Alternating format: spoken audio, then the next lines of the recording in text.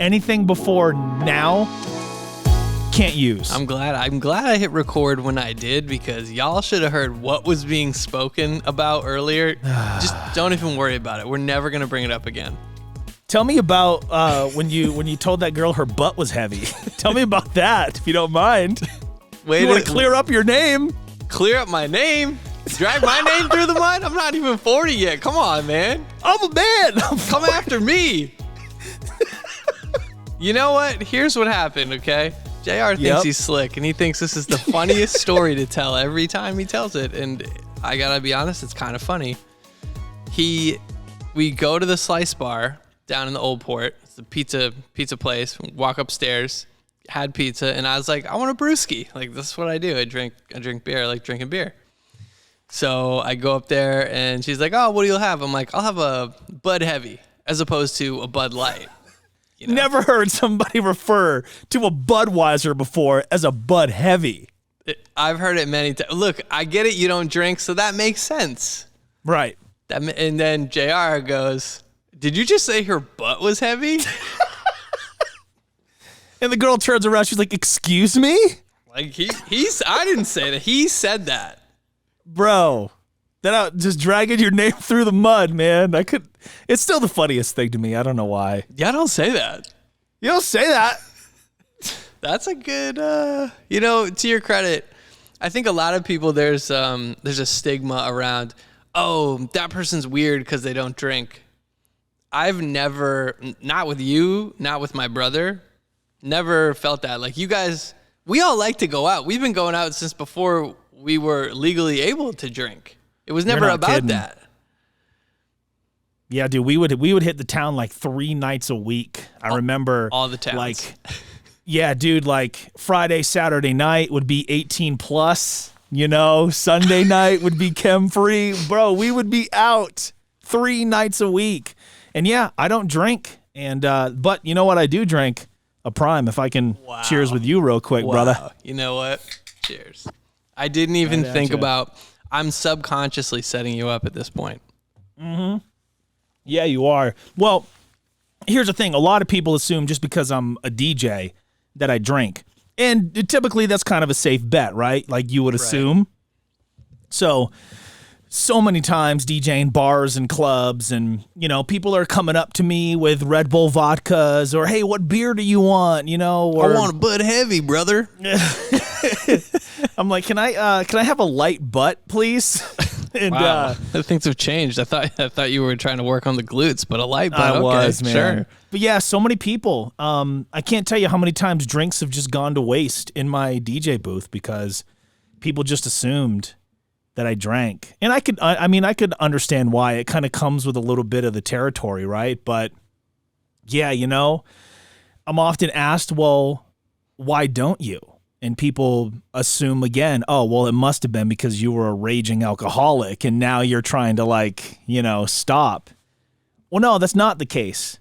I've never drank before, never picked up the stuff because there's a lot of qualities that I love about my dad. And you know this, Dave, but we both have very addictive personalities. And I saw firsthand as a kid what alcohol did to him. Yeah. And from like that moment on, I decided, yeah, this is something that's not for me. And to clear the air, one time our pal Nick pressured me into taking a swig of Smirnoff, which is it like Russian vodka or something? Yeah, you got it.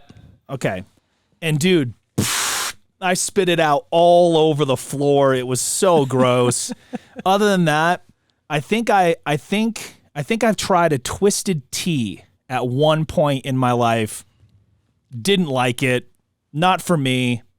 And I just don't touch the stuff. I never think like, oh, I can't wait to get home and have a couple brewskis. It's like, no, I've already had like 4 monsters today. I'm looking to get home and down some water so I can hydrate, and bring myself down. Chill. Yeah. What about, so here's the thing. I've got a buddy who works with a non-alcoholic beer, and their whole campaign is, there's no alcohol. But I feel like, for me, I like their beer. I like the taste of it, but I also like the taste of beer. And I don't know, since you've only really tasted alcohol twice, I don't know if you would even like the taste of beer to go so far as to say, I'll get a 6-pack of non-alcoholic beer. Yeah, I don't think I ever would. Man. I don't think you would. Just knowing you, I don't think you would. But well, I know like certain beers. I mean, like here in Denver, there's breweries everywhere, like some really big ones, man. Yeah. But yeah, people love their beer.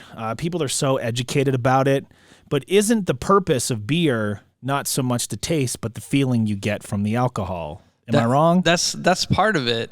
I think that's more part of it when you're younger and you think, oh, I want to know what it's like to be drunk. I've never been drunk before. Like, what's that like?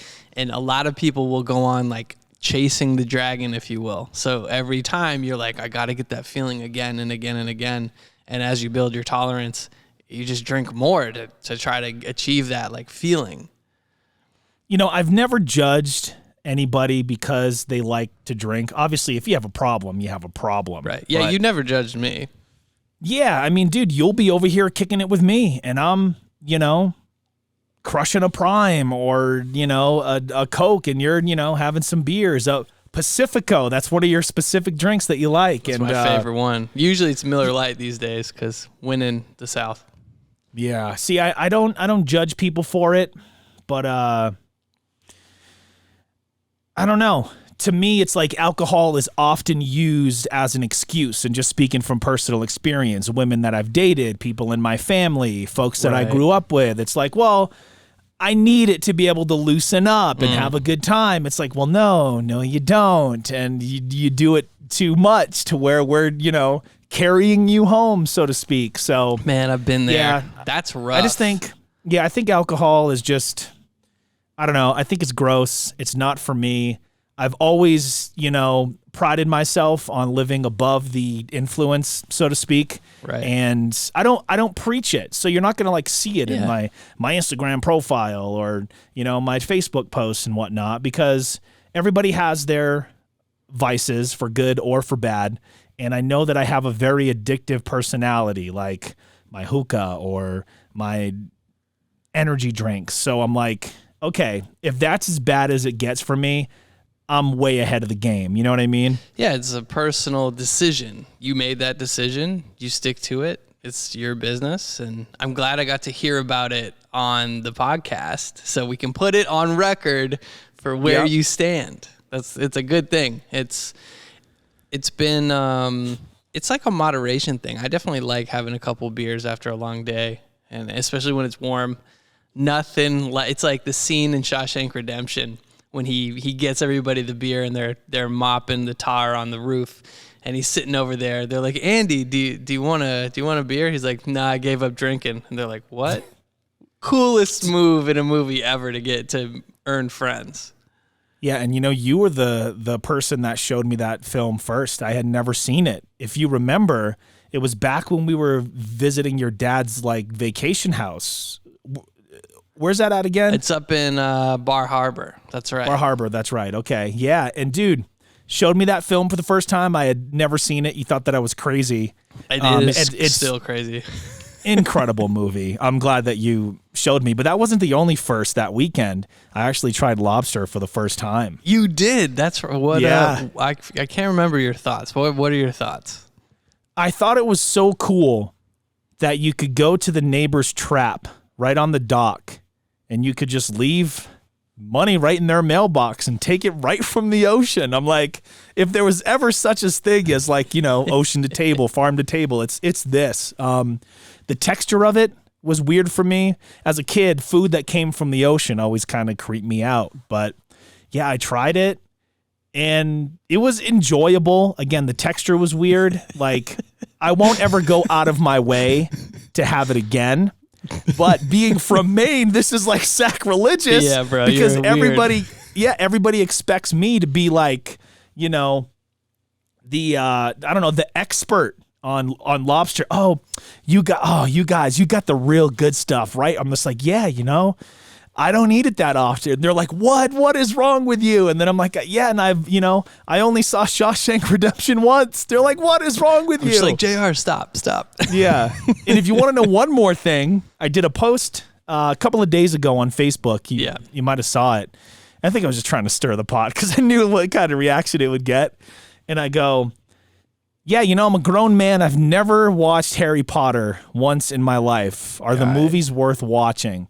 And dude, the comment section exploded. People could not believe that I had never seen Harry Potter. So now I have it on the list. And when I go up to Maine this summer, I promised our friend Corey's kid, Ollie, that I'm going to watch it with him because he's a huge Harry Potter fan. He has his house picked out, my house picked out. Don't say the word Slytherin around him. He gets so upset. But yeah, you're a big Harry Potter fan, but it's kind of like low key. Like you don't have a ton of the stuff or the merchandise or yeah. I'll watch the movies at any time. Actually, Maddie B, even bigger Harry Potter fan. They just came out with a video Maddie game. B? Yeah, the video game.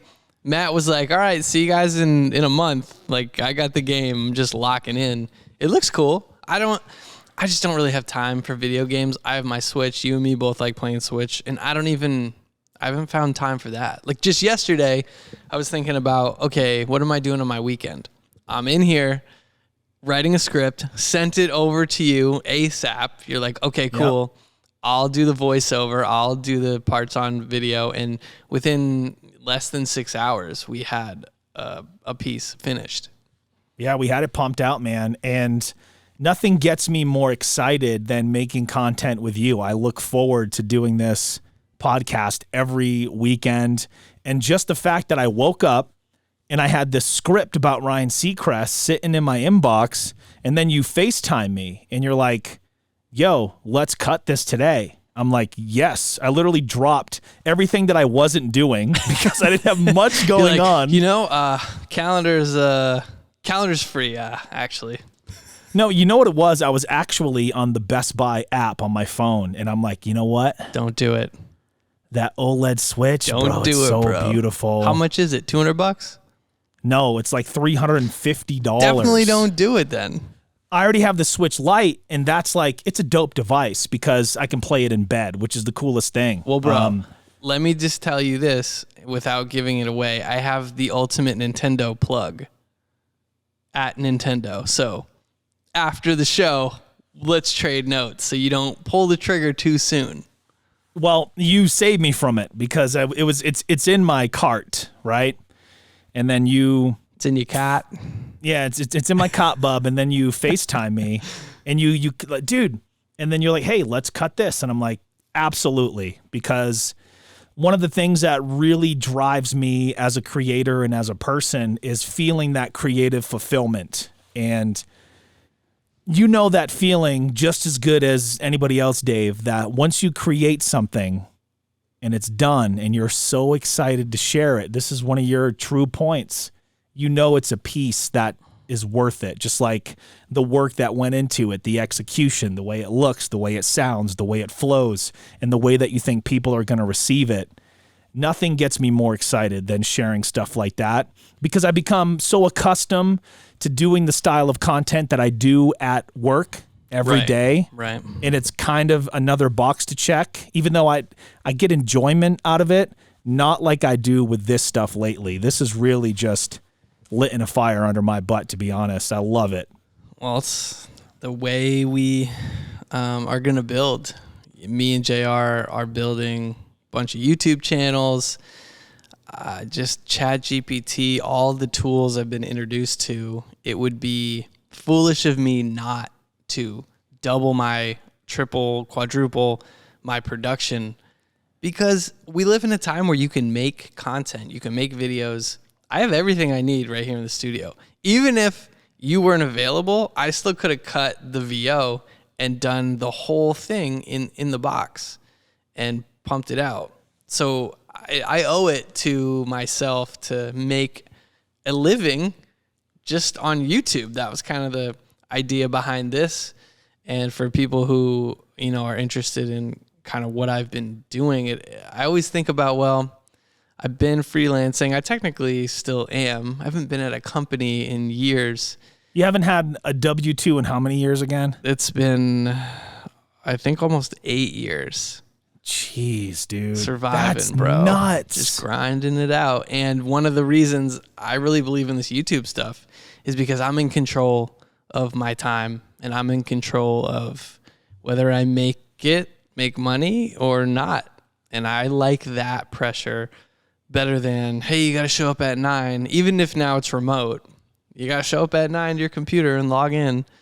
I'd rather be efficient with it. And I was just talking to you yesterday about, hey, at some point we're going to need to hire some editors, because I was like so excited about quantifying every part of the process. It takes 15 minutes to do a script. It takes 20 minutes to do the VO/record the video. It takes between 4 and 6 hours to edit.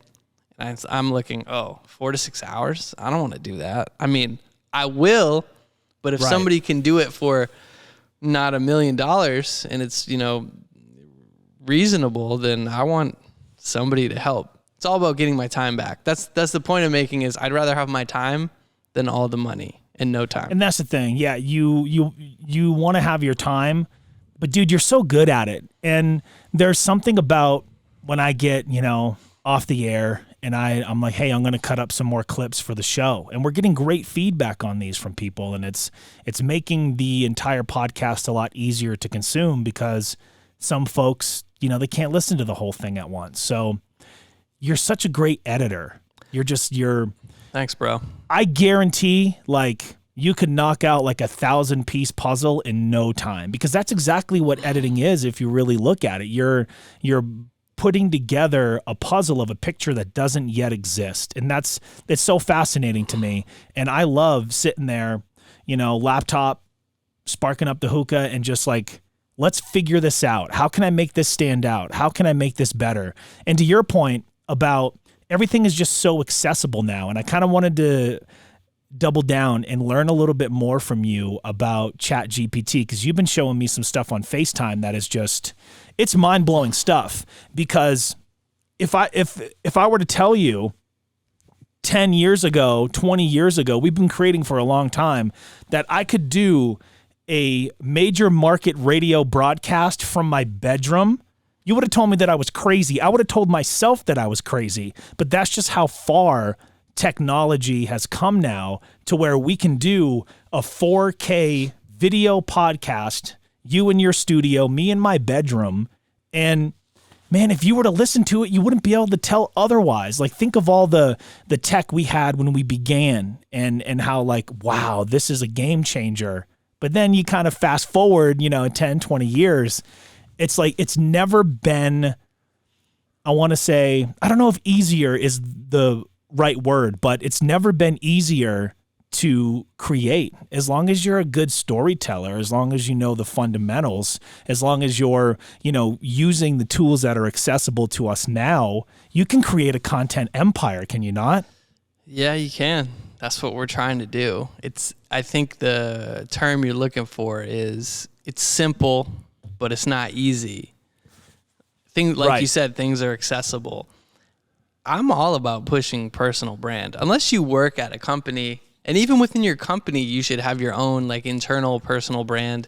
Maybe that's people just know you, how you interact with folks, how you deliver your results on projects, show up on time. We're always building our reputation, our personal brand. In my field, it's more, what does your logo look like? What's your colorways? Do you have a font picked out? What kind of things are you going to talk about? Do you have a YouTube channel, LinkedIn? All those things incorporate, they all build into this big rubber band ball, and you keep adding to it. And that's your personal brand. That's why I love the fact that we have a platform like YouTube. If we always say this, if we had this back when we were starting out, I probably would have never finished college. And I've said that before. Yeah. But I think the interesting thing about all this is, when you started getting excited about recording your own pretend radio shows, yep, you said, I want to go somewhere where I can work in a real studio. Now you are, and you have for a decade. And now we're back into your room. It's a full circle from your room to your room. So weird. And you think, this is so strange. I wouldn't think that I'm considered a professional. And yet, listening to this and even seeing this, people would say, how are you doing that? That's so pro. Yeah, I remember several months back, after 2 years, COVID finally caught me. Finally got me, dude. And let me tell you, it sucked. My whole body ached for about a week. I only missed one broadcast. And fortunately, I have the technology here at home. I was able to do my entire show, 5 on-air shifts. With COVID. And I was able to do them from home. The first day I couldn't because my throat was swollen shut.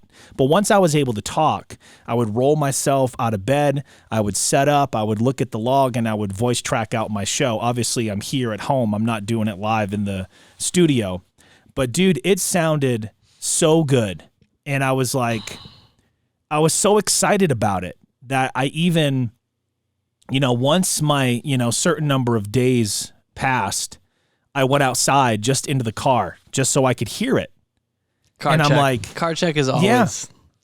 Yep. And I was like, nobody would have any idea that I wasn't in this $1 million studio. Like, it's so crazy. And you're right. When I was 14, 15, on my mom's Hewlett-Packard family computer, it had the little microphone built into the monitor. I would record my own pretend radio shows. I would cut out the jock and put myself in, and it was 93.1 jazzy radio, and I would interview 50 Cent and play music, and I was always so fascinated with that. And then to be able to do that professionally, like you said, for nearly a decade, it's humbling. It's exciting. It's rewarding. That we can just do remote work. Yeah, think about that. Wasn't even a concept. As long as you have access to the internet. Think about what we're doing right here real quick. You're all the way in Alabama. I'm all the way in Colorado. And if you were to listen to this, you would not know that Dave and I are not in the same room. True. And that's because technology has come so far. And dude, we've done so much more with less technology in the past. So this is just a no-brainer. Every time we hop on here, we go off on this diatribe because we're still just fascinated by the fact that this is all possible. We're like kids in a candy store. But I want to transition to the thing that I really want to talk about, which is Meta / Instagram is about to roll out paid verification for users.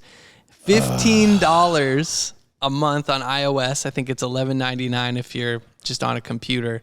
What I don't understand is what are the real benefits. They say, your account's going to be more secure from hackers, and you still got to show us your government ID and this and that. Will the color of the check mark be the same? Then what's the point of having done it already? I'm not paying for it. No, I think it's stupid. Dude, I'm not going to give you $15 a month for a blue check mark. I wouldn't give you any money a month for a blue check mark. You heard it here first. He's not paying for it. Straight up, man. It's... To a lot of people, it's a big deal. I've had friends in the industry that become verified and they're super excited about it, but it's that would be cool. And I've definitely submitted my fair share of times to get verified on, Instagram and Twitter and whatever else. Again. Yeah. And no mas, it hasn't happened. But I'll tell you this, I never lost sleep over it. And now that I see people on Twitter that are subscribed to Twitter Blue, and they have this check mark, but if you hover over the check mark or you tap on it, it says because they are subscribed to Twitter Blue, this isn't actually a verified account. Nobody's making up fake accounts to try to be you or to try to be me. So that's it. It was for the doppelgangers, the bots saying, I'm at your fave homie JR __. Yeah, it's stupid, dude. It's silly, but it shows you that, all right, we both think it's silly, but I think a lot of people will do it, and I think they'll make a buttload of money with this feature. I guarantee you they will. I bet the first day it was rolled out, they probably just pulled in crazy money. Just think about that. I work for the biggest media company in the country, and our station account just got verified on Instagram. So like, That's a whole radio station. right, exactly. And it's like, I'm not, but again, I don't lose sleep over it. I don't care. Matter of fact, I see tweets from people in my industry that are like, when I see somebody, you know, with their blue verified check mark, and because they're subscribed, it's kind of cringy. And I hate using that word, but Such if it a makes Gen somebody, Z word. yeah, if it makes somebody feel good, who the hell cares, you know? But Yeah. it's phony, and it's because we live in a culture where it's all about the clout. It's all about, look what I have. Look, you know, Status. look at this status. Exactly. It's all about the social status, because nowadays your follower count, as vanity as that can be, as you and I both believe in, having that check mark as well, it kind of just plays into all of that same behaviors. Well, you know what's scary is in China they have a social credit score. So not only do they what? have a credit score, like we have a credit score in the States, it shows how reliable you are to pay money back on things, and I think 800 or 850 is like the most you can have. So China has a credit score, just like we do, but there's a social credit score. There's actually a whole episode on Black Mirror about this. And if your social credit score is low, you're like a pleb. You're just like get out of here, riffraff. Like your social score is low. So they're basically tracking all of your movements, not only how you spend your money and if you pay people back, but also what do you talk about online? Are you pro-government? Are you anti-government? Like, are you for, like, with PETA? Like, are you like a vegan, vegetarian? There's all these things are added, and you have a social credit score. And the thing that worries me here, to put on my tinfoil hat for a moment, is that everything's already being tracked to some degree. Yep. If they get rid of cash, and there's no way for us, like you and me can just do like a Craigslist deal, right? And then Joe Biden rolled out the whole thing about, well, every dollar you make over $600, or every transaction on like Venmo and Cash App, you got to pay taxes on all of it.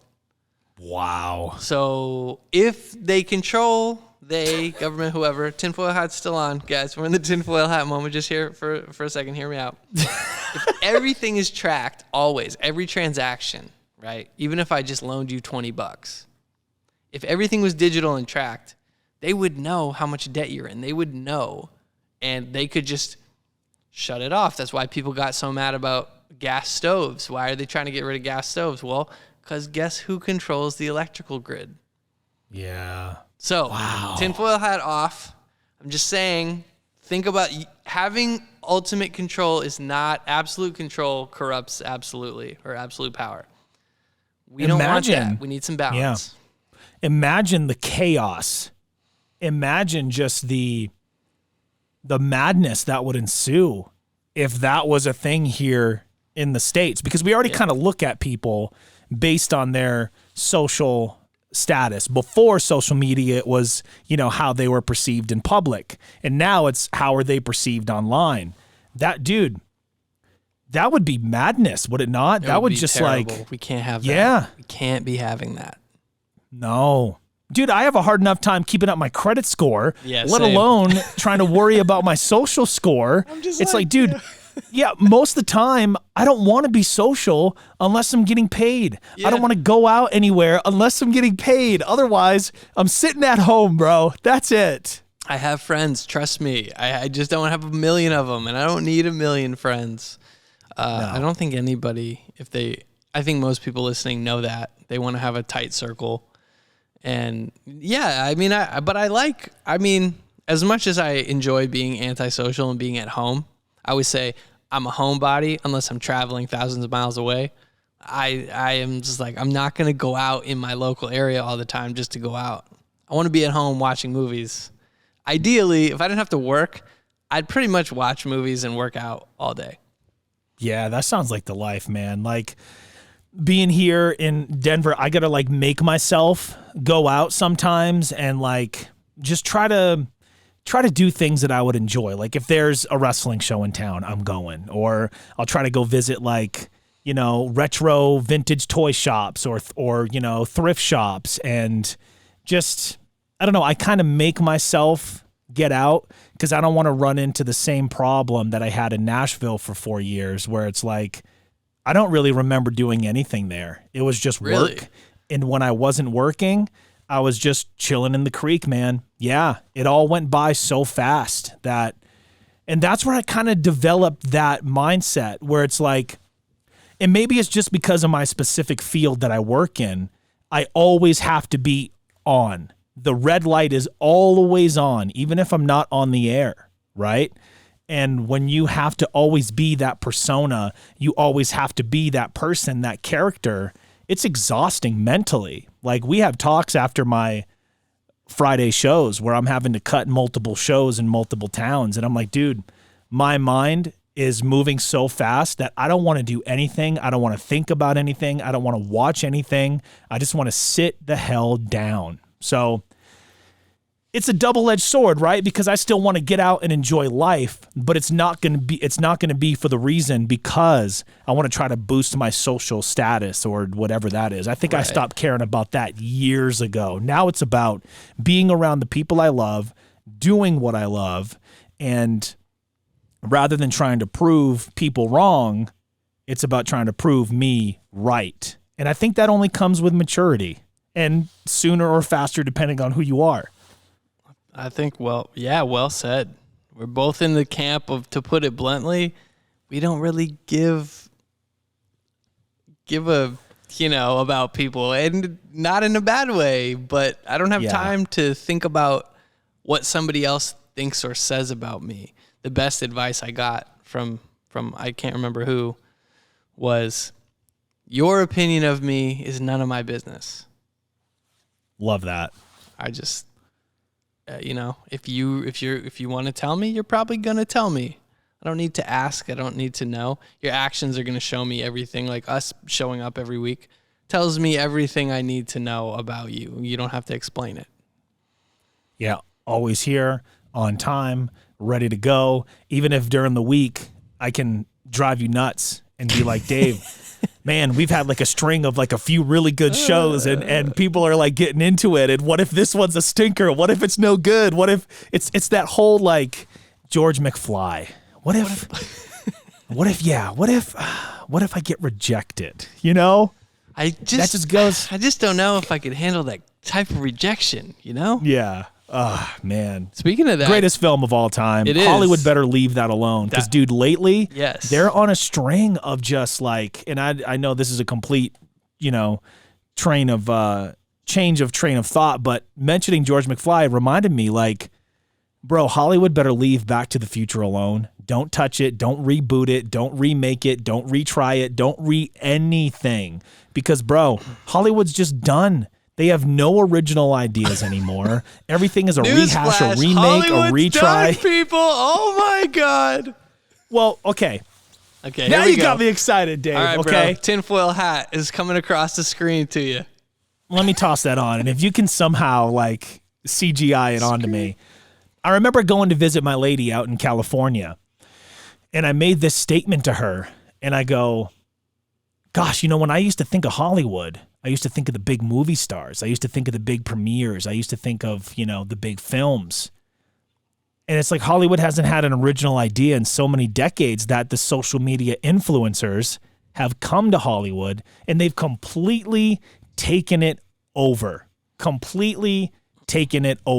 It's a completely different world now. It used to be full of and there's still movie stars that live there, but it used to be full of just like all the big stars doing all the big films and all the big appearances. And people would go crazy for it because you couldn't just read their Twitter or see their Instagram and you be like, have the access.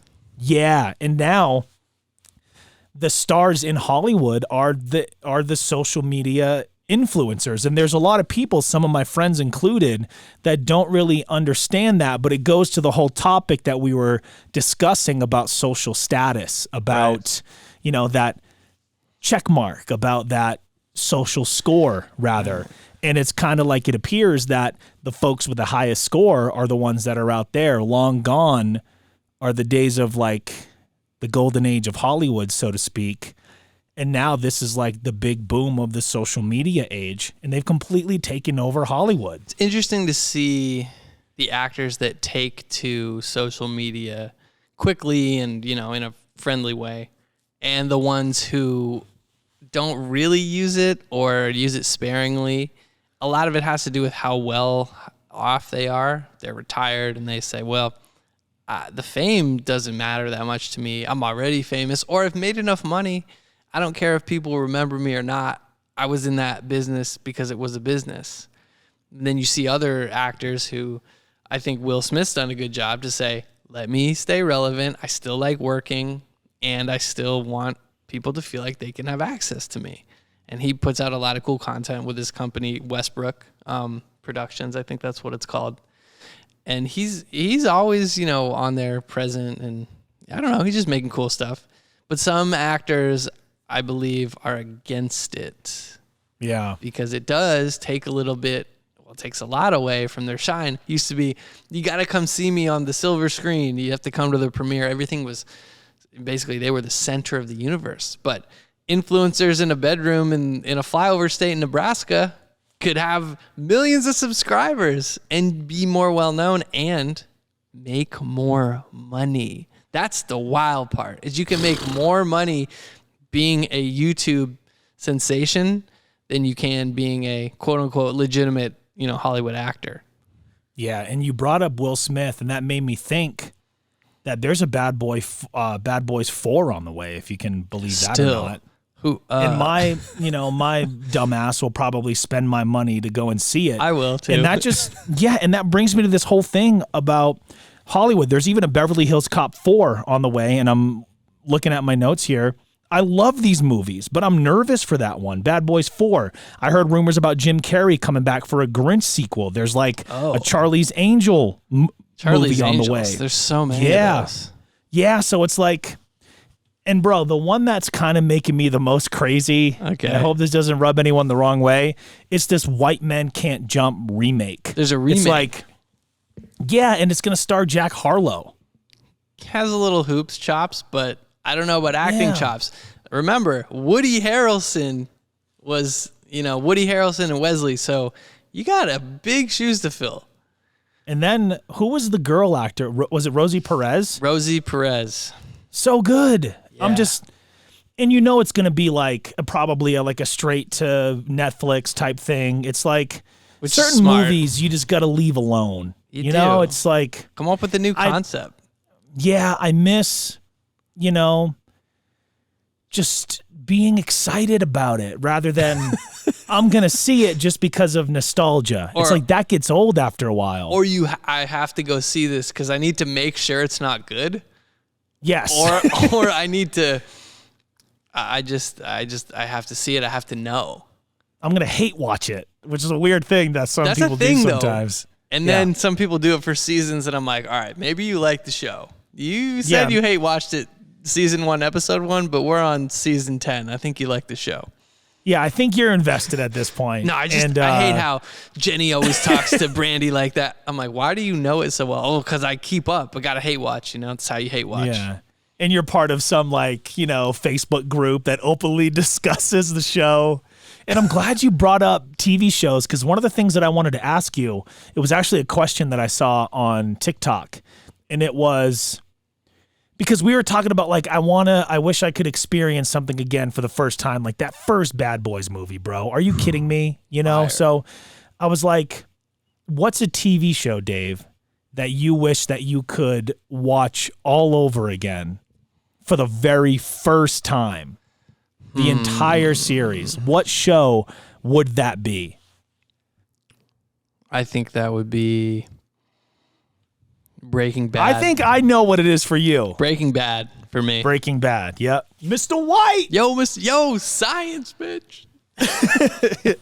It was such so tell a me great why that show though? Well, it was such, I love movies, and what shows have done, I believe in the 2010s, maybe like mid 2000s till now, episodes seem like whole movies in themselves. Right. Everything's shot a lot more cinematically. It's less formulaic than a sitcom or what you would typically get in 22 minutes on a TV show. So what now? I think that was AMC. Yeah. But AMC, HBO, Showtime, Stars, HBO rolled it out first. It's not TV, it's HBO. Home box office. You get this, like you've mentioned with Breaking Bad, it's a slow burn. It's such a build. And in a movie, what I love about movies is when they can build up the arc and you come to that critical moment and then you can ride it out to the end of the film. So each one of those episodes, even the slow ones, so much tension. As soon as you realize what's at stake, you just feel nervous for every character. And you're like, why am I so invested? These are actors. You forget. You suspend disbelief and you're in the show fully immersed. And with Breaking Bad, as you get through, once season 1's over, it's like business has picked up and everybody is at play, is in play. You don't know who's going to die, who's going to make it, get injured. I'm getting like stressed just thinking about it. But no, dude, so it does. It stresses you out. I remember you telling me to watch that show because I've showed you my favorite ones, and I'll tell you what mine is. But first, I remember, I think it was Christmas time last year, and I'm out here alone, of course. I'm like, you know what? I'm just going to watch it. Dave says it's one of the best pieces of like TV of all time, and I obviously trust his opinion. And I'm like one episode in, I'm like, I don't know. Episode 2, I'm like, Dave's full of crap. Nothing is happening. And then I'm like, 3 happens and 4 happens. And then by like the middle of the season, all of a sudden, you're not as relaxed on the couch and you're kind of leaning forward the whole time. And then like your pits are just sweating. You're like, why am I sweating watching TV? Yeah, like why am I'm literally just eating snacks and watching TV. Why am I sweating? It's because what's playing out on screen is so intense. And you've told me in the past that you have to really put like a governor on yourself when you're watching those super intense, serious shows, because if you're enthralled in it for, too much for too long, it can really have like effects on your brain. And I've learned that the hard way, rewatching shows like The Shield every single year. And I have to kind of slow down a bit or not pay as close attention as I typically would. It's kind of on just to be on. And yeah, so my all-time show is The Shield. It's Sons of Anarchy and it's Breaking Bad. Believe it or not, I've never seen The Sopranos, but I did just pick up the whole series. So I'm going to probably watch that soon. That's fantastic. Also, and I keep saying it, Entourage. It's going to be a good mix of like, this is not so serious, this is enjoyable, and it's going to tell you a lot about our dynamic over the years. You're going to start texting me, bro, I get it. I am this character, I get it. It would be awesome to be able to watch it with you. That'd be the coolest part. That would be, I watch it like every 6 months because it's easily consumable. It's for me now, it's on in the background. If I catch a moment, I'm like, oh, I love this moment. And I watch, the scene and then I go do something else. Yeah, the show, you would think that I would say The Shield because it's my all-time show. But I think that one is as good every single time that you watch it. Even if you know what's going to happen, even if in that, very first episode at the very end of it, it sets the tone for the rest of the series. It's like you don't get that slow burn. You're in the deep end right off the rip. I love that. But the show that I wish I could experience again for the first time would probably be Sons of Anarchy, because at its core, it's a love story. The thing people like to say is it's like Hamlet with motorcycles and with guns, Yeah. And dude, it just so is. I love the characters on that show. And every time that I watch it, I pick up different things and different little nuances. And the writing is just so brilliant. I think when I originally watched Sons, I got caught up to the point where, it was airing weekly on TV. And that was so frustrating to me. You got to sit there and wait. you want to know what's going to happen next. But that was kind of the end of appointment TV. Unless you're live sports, that really doesn't exist anymore. So if I could go back and rewatch that show, fresh mind, not remember anything about it, man, that would be an experience for sure. A TV. That was such a term. A TV event spectacular. There's HBO does it weekly. There's some that still do, but other than a streaming service, like cable doesn't really do it. Even if you have cable, it's still streaming on the web. I haven't had cable in, I don't even know, over a decade. Yeah. I don't know. I don't really watch the news. I can get the news. I don't watch it. Yeah. You can just ask, I'm not going to say it too loud because she'll go off here, but you can ask, you know who, begins with an S, what's happening, you know? I want to say to episode 5 that we did, Q&A. I'm such a huge fan of Q&A. It made the conversation flow really nice, and I got some feedback that it was really helpful to some people.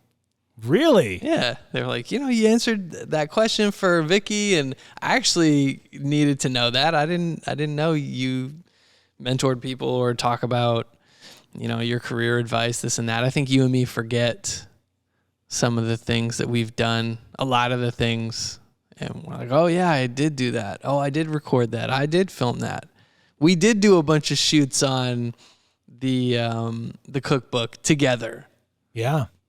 You met some cool people, and I mean, you're cool as a cucumber when you're around folks like that. Just, doesn't faze you. Versus, I had one time we were at Tuukka Rask's house, the Bruins goalie. It was me and Daryl. So you probably know how this story is about to go. Yeah, it's probably a brilliant shoot.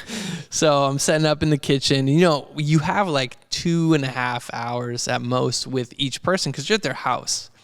Right, you're in their home. Like, they got other things to do too. You scheduled it, my producer scheduled the time. Not only do I have to get photos of the dish they cooked and of them, because it's kind of about seeing them, but I've also got to get video interviews. So I'm micing them up and getting an interview. And it was very off the cuff, and the producer didn't put a lot of thought into that aspect of it. So it was a weird dynamic. And for other people who are in the creative industry or have experienced this, it'll resonate with you. I'm in the middle of taking photos, and the producer is just yelling out, not yelling, but barking out directions of what to do. And I'm sitting there like, this is my part. You just stand in the back. You had a chance for us to have a conversation about this before, but you can't have two directors directing the talent. They're going to get, especially non-acting talent, going to get very confused as to who to listen to. Too many cooks in the kitchen, right? Exactly. And then the eye lines move. So he listens to her, and I'm like, but you got to look at the camera. So it's a constant anyway. That was a problem the whole time. I'm just like, look, if there's something that you need to get, let's have a conversation separately, and I'll get it for you. Mm-hmm. That's the chain of commands. I messed up. Clearly, she hadn't done any of these before in that capacity, and fine. But Daryl, I got to talk about Daryl on this one. So we're wrapping up. We're done. I think I have like a couple more photos. I'm just breaking down some gear. My man, he whips out his phone, and he slides over across the kitchen island to the other side where Tuukka is, and he just starts FaceTiming. I'm like, what is he doing? And so he's FaceTiming who? He's FaceTiming one of his buddies. Like, hey, look who I'm here with. I'm just like, come on. And I was steaming mad. Like, I usually don't get mad. I was pissed. Even keel Dave, that pushed you over the top. Giving him like darts. I'm just staring at him, and he's just not understanding what's going on. So the person he FaceTimed, clearly he was trying to impress his buddy. His buddy was a huge Bruins fan and was like, oh my God, that's so cool. And Tuukka was nice about it. Like, I'm sure that happens to him a lot. Right. But we packed up, we got in the car. I hadn't said a word since to Daryl. I hadn't said nothing. Pack everything up, leave the house. I get my check. We sit in the front seat. He's in the front seat. And before I put the keys in, but before I turn, I go, I'm going to have to cuss on this one. Here we go. Hold on. I'm like, don't you ever do that to me again. Bro. I'm like, I should fire you right now. And I'm going to drive all the way back from Boston to Maine. And I'm going to think about doing that. And we drove all the way back, didn't say a word. Just silent the whole time? Silent. And I ended up not, firing him because he was doing good work, but he's just his self-awareness is not his key characteristic. But right. And he wasn't doing anything maliciously. I just had to explain to him, you have to carry yourself differently around. Like a professional? Yeah. This dude's a Stanley Cup champion. We're at his house. He doesn't know you. He just met you and you're FaceTiming. He doesn't know what you're doing. So that just looks bad. It's a bad look. So I'm excited to tell more of these like weird production stories that I've had, but that was one. And like, Daryl's a good dude. Shout out to Daryl. But in that moment, he knew he f***ed up. Yeah, dude, it's that was such an interesting like gig for you because you discovered the whole thing off Craigslist, and as difficult as those shoots could have been, and the company that you were with and folks you had to work with, as tough as that could have been, bro, my boy was in a book, and that was the coolest thing. And you grew up in New England just like I did, but you were a huge New England sports fan. So for you to be able to like just be around all those people, like you captured one of Bill Russell's final interviews ever. That's right. And I got to watch it with you, and it was just so cool to see, and knowing how big of a fan you are, just being able to do a project like that is super, super cool. But to your point, we've been doing this for so long. And there's so much to talk about. Yeah. What's the old saying is I've probably forgotten more than you know.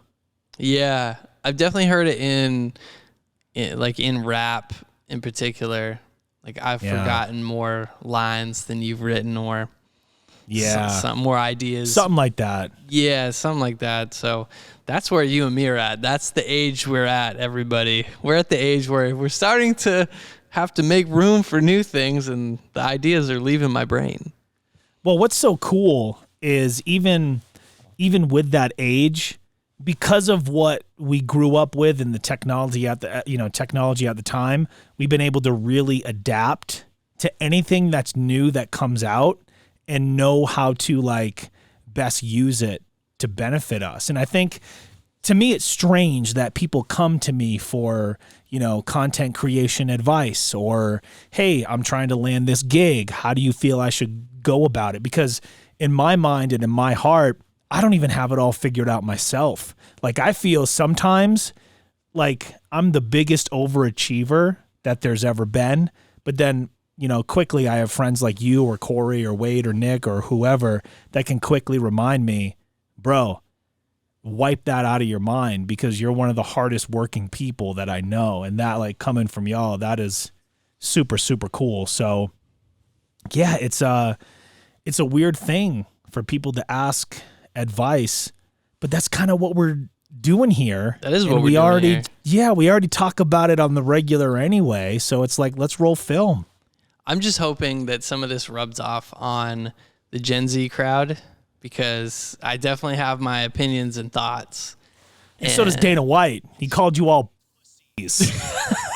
Yo, Dana And you're going to have to bleep that out. But he said, yeah, that's what he said. And he goes, look, if you got even the littlest bit of savage in you, you're going to run over all of them. Yeah. His words, not mine. I remember hearing that. And the point I want to make about it is the Gen Z crowd has so much talent, but so little direction in which to point it. And you and me are in this crossover gap generation where we had full analog. Yeah. And then the internet, and then early internet, and now we have all internet, it's all digital. So we know where terms like a bin comes from for editing. There was a real bin with real film in it. You know, like making a cut, you cut the film. That's like, we know where the terms came from. And I was talking to my buddy Chris about this just this morning. It seems like, and this might be just a generalization, but the interactions I've had and seen with Gen Z is they're not... Don't hold back here, Dave. Don't play the fence on me. Let's go. They're not doing the homework. For example, to learn about the predecessors. I think the artist name is Coy Leray. Coy Leray. Coy Leray. Because girls are players too. A sample. I think it's a sample from Grandmaster Flash. Later used by Ice Cube, yes. Later used by Puff Daddy. So that's my point. They're hearing this thing, not thinking anything of it, knowing, oh wow, this, like, I just discovered this other new artist, Grandmaster Flash. Like, pump the brakes. Let's go back. Grandmaster Flash also sampled something to make that song. So yes, like, get to the point where you understand where you're coming from so you can know where you're going. That's the point of history, is to learn where you came from so you don't make those mistakes again, and then you can go forward, because I see nothing but potential and talent. But if it's just a room, like basketball coach, remember, first day of tryouts, high school varsity, this is a room full of potential. But guess what? Potential doesn't win championships. Hard work wins championships. And we all were amazing ball players, but you have to see your potential through. And so I'll get off my soapbox about this in a second. Gen Z, just do your homework. That's it. You know, like, don't just take things at face value. You question me and other people all the time. Why wouldn't you just question your success a little bit? You have to know and be self-aware enough. You just got to get to know yourself more. Look, everything originated somewhere, and yes. I think I said Ice Cube, but you nailed it. It's both. It was Ice Cube too. Okay. Yeah, because Ice Cube had Check Yourself, and then 97. Check yourself before you wreck. Yeah. Puff Daddy had Can't Nobody Hold Me Down, Slowed It Down. I'm glad you did a little. See, we just need an intern to do the little quick homework. The web search. Well, everything originated somewhere, and I totally understand what you're saying, but there's going to be folks in the comment section that says, well, y'all were the same exact way when this song came out and when that song came out. And to that, I'm going to say, no. We always appreciated where it came from before. Maybe we didn't know right away, but it's like, I think that's what made it even cooler. It's like, wait, whoa. And then you can relate to the generation before, and it's like, because I know from my stepdad, Tim, listening to Grandmaster Flash, for us, it was Puffy and Ice Cube. And now for this generation, it's Coy Leray. It's like, it's inspiring me to make a mashup of all of them together right now. That'd be a fire video. Yeah. I think it comes down to just, it's not even a respect thing, but like, where's your curiosity? Yeah. You're only curious to hear it and think, oh, I just discovered this.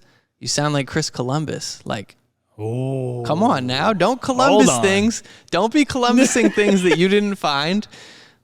And by the way, when we started, getting into music, we didn't have libraries of internet websites that we could just easily, quickly look up. We didn't have iPhones. We had to go find records. We had to go talk to people and ask them, hey, do you know what this is? Do you know this song? Where do I find this record, this album? Yeah. So we didn't have the tools. You have the tools. So all I'm saying is you don't have any excuses. You should know better, because you can. Okay, I'm off the box now. I'm done. Okay, well, I'm doing one thing right now, because there's a song that we're playing on the radio all the time now, and it's called Creepin'. It's by Metro Boomin. Metro Boomin, what's some more? And we mentioned Diddy before. Okay. And it comes from Diddy and Mario Winans, I Don't Want to Know. I don't want to know. No, exactly. That's where it comes from. So keep it on the low. Yeah, I remember that. It's a good jam. Every time I hear that, I'm like, yo, it's okay. Like Mario Winans, he was around for like a cup of tea, but that was a dope track, and it's happening more and more now. Randomly, like, DJs and house producers are taking like 90s R&B tracks and they're turning them into like progressive house anthems. And I think that's kind of cool. It is cool. I've actually heard a lot of DJs on TikTok where they're playing stuff like Avicii, like 2012s, and they're like, rest in peace. I saw Avicii live 3 times in person. I'm so fortunate I got to do that. The interesting thing about that was you saw him before he was Avicii. Is that right? I saw him when he was Tim Bergling. I mean, that's his name. In San Francisco at this club, there was like 100 people there. And we were in the front, me and Chris and my other buddy Centil. We were just like, Tim. Dude, he gave us a shout out. I have a blurry photo from it, but because I didn't know how to take pictures with my iPhone yet. Blurry photo, but great memory. That's what matters. Great memory. But there's a lot of DJs on TikTok that are basically like Columbusing this music. And I'm thinking, yo, settle down there, little fella. Like this has been around for a minute. But if you want to remix it, give me something new. Yeah. I'm looking. There's one. I want it. There's one that I got pretty pumped about. I played it on Hit or Miss a few months back. I can't remember the name of the DJ or the producer that did it, but they totally just turned Edge of 17 by Stevie Nicks into like a house big room banger. Legit. And I was like, yo, this is like super dope. And normally when I'm at work, I'm not even listening to the music. I'm talking up the ramp, but then I turn it off because you're around it all the time. Your ears are going to get tired. Yeah. So, but dude, that one, fader all the way up. I'm just rocking with it, So see, there's to my point. Y'all have a ton of talent, and that's a good example of it. But learn where it came from, because then you can make better things. We're just trying to help you, little fellas. That's it. Yep. I love it, dude. Yeah, bro. Love it. I'm sure I'm gonna have more Gen Z soapbox moments. Just don't mess with our movies, okay? Yeah, isn't that the thing though? Every generation, before thinks the next one is soft. Right. It's like your boomers and your Gen Xers and your millennials and now your Gen Zers, and it's like, I don't know that had ever actually been true. Like obviously I always looked at the generation before us like, y'all don't know what you're talking about. But then once I got older, I started to realize, I was like, yo, Mom, some of the music that you grew up with is so freaking good. Yeah. And that's starting to happen now. And I'm seeing it, sporadically over the internet, where Gen Zers are saying that, like, that 2000s hip hop that my parents grew up with. Yo, this stuff is damn good and much better than what we're listening to now. They're coming around. And of course, for us, if we go back to the 2000s, it's like, dude, it was like the best stuff ever. But again, we're super impressionable at that time, and a lot of that I still listen to this day, but it's not lost on me where it came from, and I can still acknowledge that all the stuff that my parents and the people before listened to is super good. Like, dude, some of my favorite stuff is like Frankie frickin' Valli. Yeah. Like way, way back. And even like a lot of the Motown stuff. And like, flash forward, my mom was a huge Kiss fan, and I didn't get it when I was a kid. But now, bro, I'll be out there in the kitchen cooking up some chicken singing, I wanna rock and roll. Oh, you know what I mean? Yeah, like I'm super into it. So yeah, just you can, if music is great, it's timeless. Yes. It doesn't matter where it came from, whose ears first heard it. It is timeless. And certain stuff we will listen to until the end of time. But my biggest gripe with radio today, let's hear it. Outside of a couple of artists, none of this stuff will be listened to in 10, 20, 30 years from now. Nearly none of it, outside of maybe a couple of artists. And that's just how I genuinely feel. A lot of it is just, oh, yeah, didn't they have that one song? Who was that? But it's like, it's not going to stick around. Dude, I'm glad that we're talking about this, because I'm randomly a huge fan of like 90s dance music. And guess what? I wasn't aware of it when I was a kid, but it wasn't until I got older And now I could listen to all that stuff like all day. I mean, look, Night at the Roxbury, great example. Yeah. But dude, all that stuff, like timeless. But that's the hardest thing working in radio now, is as much as I love the job and being a broadcaster is something that I've always dreamed about. I don't think the majority of the music is here to stay. I think, 10, 20, 30 years from now, nobody's going to remember like the big majority of it. And it's all just it's just went to waste. That's the risk you take with remixing a remix of a remix of a remix, because yes, that is a familiar sound. That's why it was successful, because people already like the groove and the rhythm. They like it already. But is your version the superior version, or is it just happen to be the version, bless you, of the day? That's just what it is. God bless you, bro. Thank you. I need it. But I was still listening. I'm just having a hard time over here. Yeah, the air is so thin, and it's like it hits you hard. So if there's dude, that is the thing. That's what you're hearing. I mean, I'm sure that's what you hear all the time. Oh yeah, I mean, I've heard this. This is sampled. Okay. Last thing I'm gonna say on this. Don't be shy, Dave. Let it rip. This is my example. Okay, Matume, Juicy Fruit, right? And hell yeah, Juicy, Notorious B.I.G. That is a great example of preserving the sample and making a nuanced and a very different song. Okay, so all you young cats out there, go listen to that Matume song and then Biggie Juicy. I don't think you could make another one with that sample that would capture the essence of the original song. Right. Yeah, no, that makes sense, man. You just randomly reminded me of when Puffy made everybody stand outside and recite every lyric to Juicy. That was great stuff, dude. Yeah. That was so good. Oh man. So yeah, I mean that's it for me. I think I got enough of my jabs in on Gen Z for one episode. But music, got it off your chest. Music for us is what we've been doing. It's what the industry you're currently in. So we're not just remember, some randoms. Dude, yeah, we had to go exactly. We're not randoms. Like I work in the music industry, and bro, we would go to like Strawberries or some other place, Bull Moose, and then it was FYE. We would buy the actual CDs, bro. Like, so it was like music wasn't just, I'm going to stream it for free. It doesn't mean anything to me. It was like, no, like we had to go purchase it. For $11, $12, and then, if the single was the only hot track, you got 12 other trash songs. Yeah, exactly.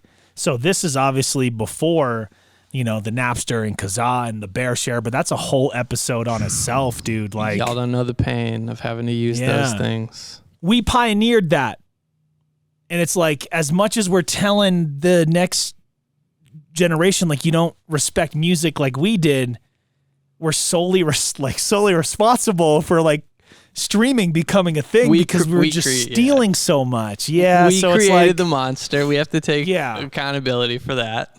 Yeah, but it's tough. That's all right. People learn. Maybe they won't. Whatever. I don't care. That's my opinion. I'm sticking to it. And I'm sticking to it. Well, dude, this has been a great show, and you and I are going to have to record episode 7 early because this coming Friday, I'm actually getting all 4 of my wisdom teeth out. Was this real life? Yeah, dude, I'm going to be down for a few days. Doc says it'll be at least 2-3 days. So I got next Friday off from work, the weekend, and then Monday as well, just in case. My goal is to come back Monday because I hate missing my broadcast, but yeah. So next time, not this next time, but episode 8 is going to be after I get my wisdom teeth out. And like the thing that I'm most scared about is it's gonna mess up my speech. It's gonna mess up the way that I talk. And it's like, well, I talk for a living, so I'm like over and over talking to not the doctor, help me out, dentist. Jeez. Oh, and he's like, no, this isn't gonna like mess up your voice. Like you're gonna sound the exact. So I'm just like nervous about that. But yeah, wisdom teeth are starting to rot and go bad, and it's time to get those suckers out. So a lot of things happening in my world. I got the back surgeon consultation tomorrow, actually. So, through modern science and, a lot of prayers, we're going to hopefully put Humpty Dumpty back together again here, man. That's what I'm after. We have the technology. We can rebuild him. Yes. We need to keep you built, bro.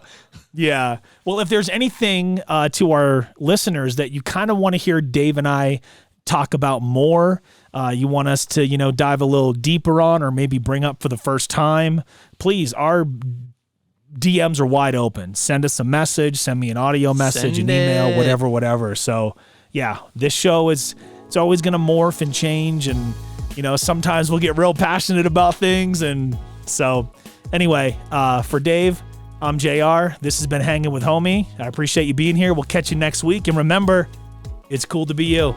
Peace.